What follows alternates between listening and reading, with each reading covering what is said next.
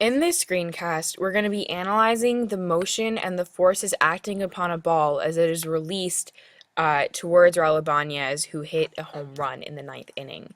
So we're going to analyze three things about this scenario. One is the motion and the forces of acting upon the ball as the pitcher is releasing the ball.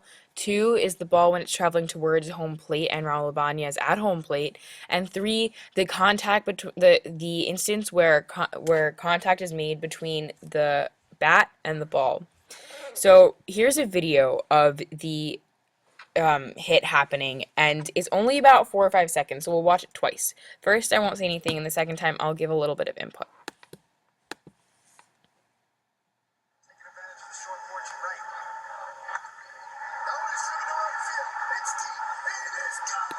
And that's it. So let's watch that again, just so we can get a better idea what was going on.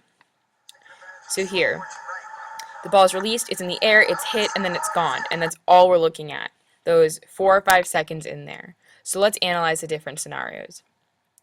1.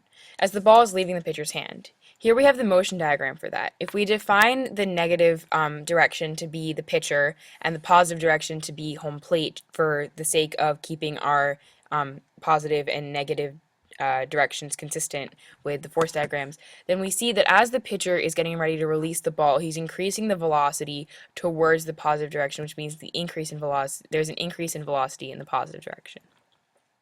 And similarly, the force diagram, we see that as he's getting ready to, as the ball is leaving the pitcher's hand, the force of his hand on the ball is greater than the force of the earth, which means that the net force is also in the positive direction and positive, which is the same, which is consistent with the motion diagram. Second, we have the ball has been released and it's traveling towards Raul Ibanez at home plate.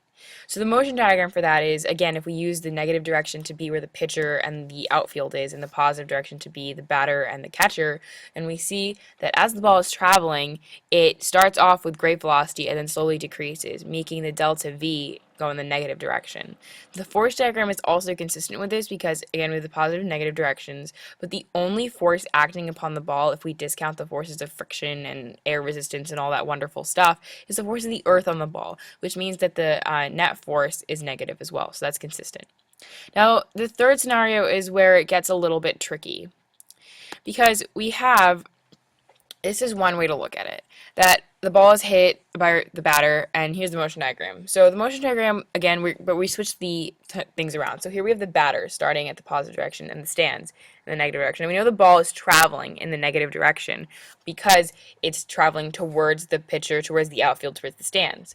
And so as it's hit, as it makes contact, it has really great velocity. But again, it'll slow down as it travels. And that means that the delta V will be in the negative direction, or will be in the direction opposite to the way that it's traveling, so it's slowing down.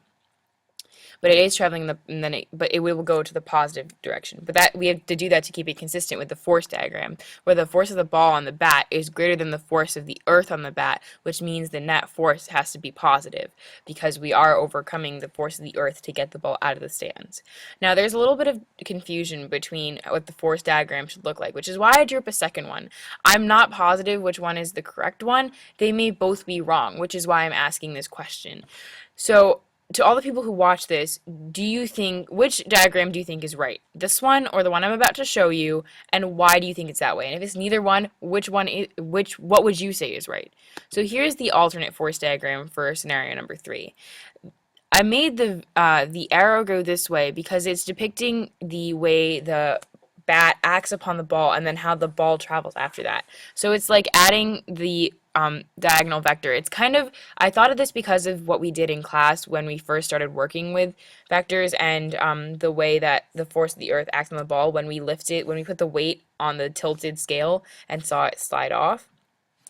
So that's why that's why I thought this might be an alternate way to depict what was going on. Again, we have the positive, the negative, and the force of the bat on the ball is greater than the force of the earth. So the net force in this direction. I'm not sure which one is right. What do you think?